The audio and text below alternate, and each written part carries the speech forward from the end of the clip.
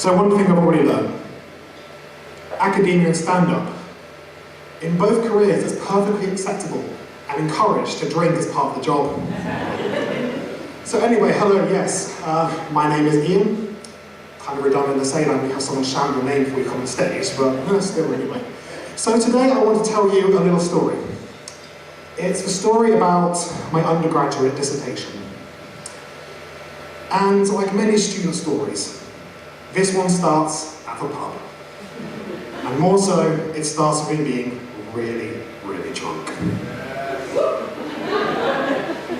So there I am drinking at the pub, and one of my friends, one of my course mates, he turns to me and says, "Oh, so Ian, have you chosen what exactly you're going to do for your undergraduate dissertation yet?" And I was like, "Come on, mate, that's not due into like a week, which is the 5th. Oh, fuck.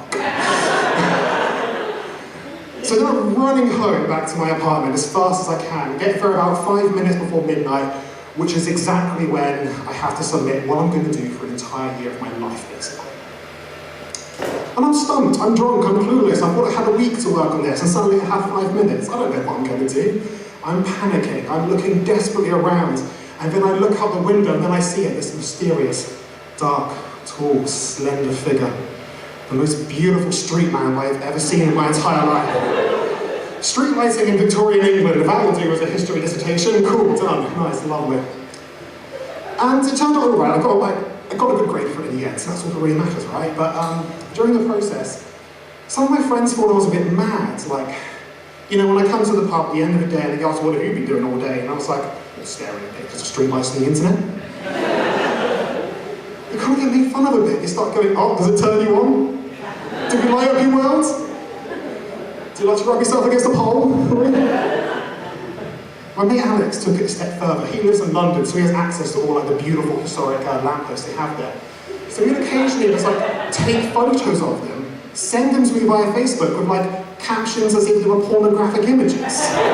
So like a picture of a lamppost with these 2 lamps attached, and just a caption just saying, "Cool, look at these boots." Weird. And it got even stranger the comments I'd get once I decided more clearly what I was doing for my topic. So I decided to specifically do, not pacifically, that's an ocean. I decided to do gas lighting. So in terms of gas pipes that run on the street, light up with fire, etc. But when you're at a house party of a stranger and you tell them you're interested in gas lighting, let's just say once or twice I saw my girlfriend got taken off to the side by some concerned stranger.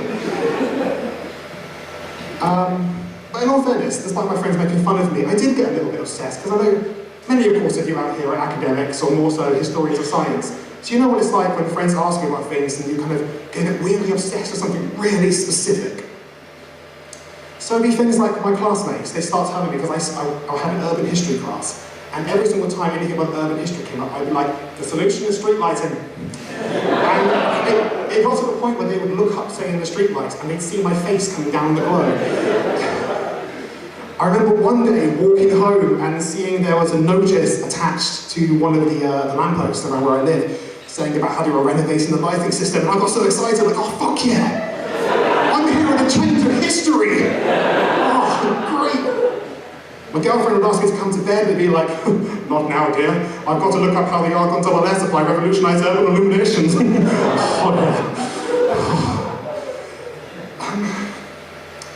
But in all fairness, when I started researching this topic a little bit more, the conclusion I came to was that there is something about street lighting which drives people mad. Because I look up stories about these Victorian individuals putting up these gas light systems, and all of them did strange things. So take this little anecdote, for example. There's 2 rival gas companies.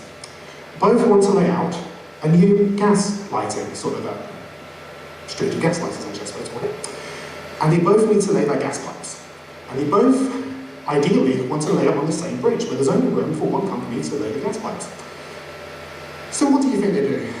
Logically, you'd go to like some sort of planning commission, a council, ask some questions, that little lawsuit. Do you think they did that? Did they fuck? They had a stage-pitched battle on the bridge with fortifications.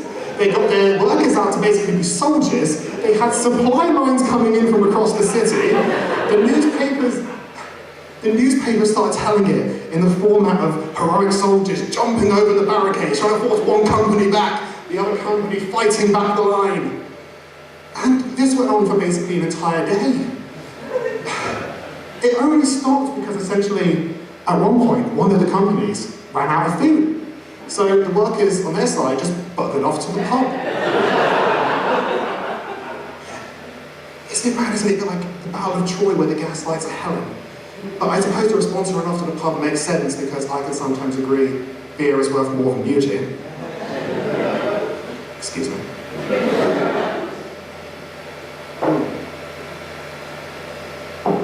But yes, absolutely mad. It would be things like strange things would happen that you think would make you change your mind on whether or not this entire gas network was a good idea. Especially when the pavement starts exploding because all the gas pipes are faulty. Partially because the rival gas companies start sabotaging each other's networks. That's safe. So imagine just on these shopping streets, you've just gone out to some local shop somewhere, you're on your way back and the pavement explodes. You think at the least you'd submit some kind of letter to Parliament saying, could we talk about these gas lights? It's just like they were obsessed, it's like an abusive relationship. As if like, someone's like, mate, you've got to give up the gas lights. They keep on hurting you. And they're like, no, I can get them to change. If you think about it a little bit, they were being gaslighted by gaslights. It's mad. The strange thing of all, though, is that Parliament kept on referring to it as inflammable air. But anyway, yes, like them, I remained obsessed. I spent my entire holiday in Lisbon last year just going around with my girlfriend and going, oh, look at that street lamp, that's beautiful. Oh, look at that one. So I started taking pictures and started like writing little descriptions of them, how nice they were. So Ennis was saying, in future, if you want to keep in contact with me, you can send me some pictures of streetlights to my Tumblr account, Long and Hard Sexy Street Lamps.